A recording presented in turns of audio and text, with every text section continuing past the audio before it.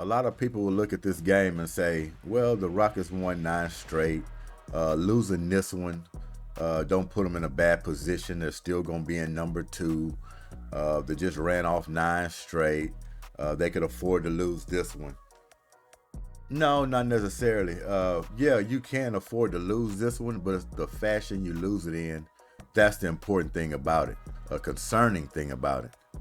You got to come out with the proper energy. You got to come out with enough intensity to give yourself a chance to win. I believe the Houston Rockets came into this game and they saw the Denver Nuggets missing a joker tonight and think they could kind of just cruise themselves into a victory. When this game first started, it was too much airspace. I mean, Denver Nuggets was just playing too freely, pretty much the whole ball game.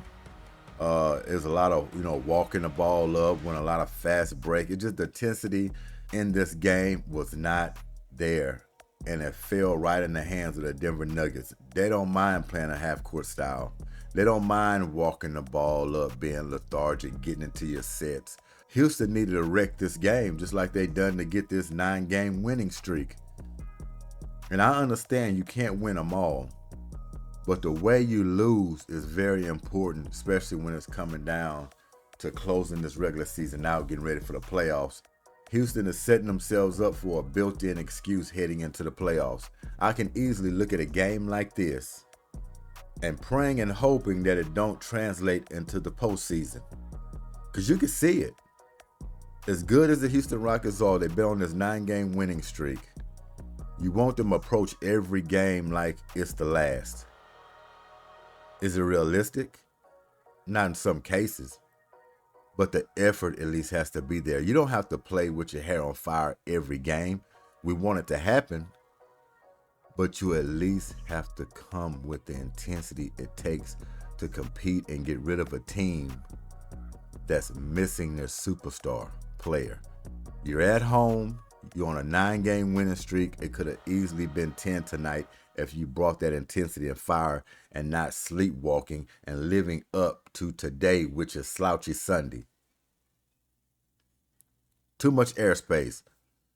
Denver Nuggets were able to go around the floor freely, get any shot they wanted, especially Jamal Murray, who lit them up tonight. No excuse for that. He got whatever he wanted to go. And me, I want to throw Emi Udoka a little bit on this. I know he has a lot of faith in his defense. He has a lot of faith in his individual defense. But if you have a superstar, and I've said this previous, that knocked down multiple shots in a row, 3 or 4 shots in a row, he's telling you it's time to close him up now. You got to pay attention to him. He went to that, but to me, you already let him get in the groove. It's almost too late now to double team. I'm not going to call Jamal Murray a flat-out superstar, but I'll tell you he's borderline of that. He's as good as it gets when he's on. So you have to give him the attention that it needs. You have to trap him. You got to get up into his body. I just don't like a superstar getting his way, having fun the whole game when nobody's wrinkling his jersey. And that's for every player out there. Houston Rockets didn't pressure the Denver Nuggets in this game and really make them think about it. That's the reason why they lost this game on the defensive end. You needed stops. You couldn't get stops majority of the game. You couldn't get the stops you needed. You trade baskets with them.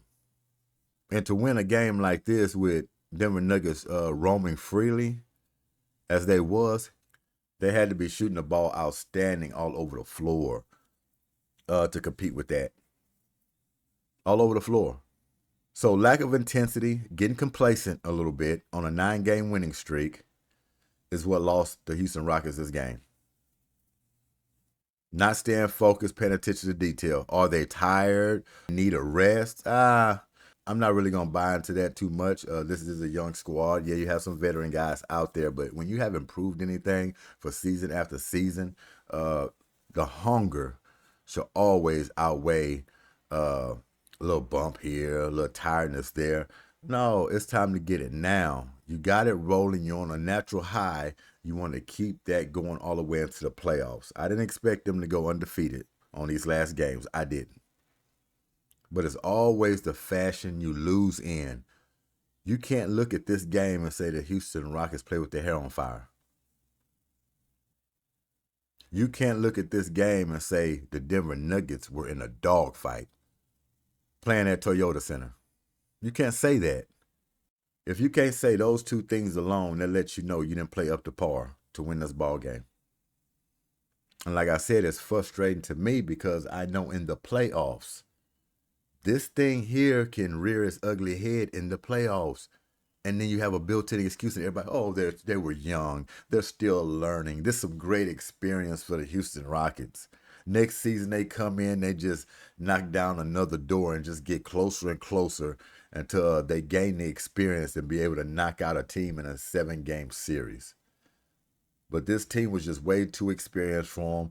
They came down in crunch time. They started turning over the ball. They missed their free throws like they almost do in every game. But they're learning.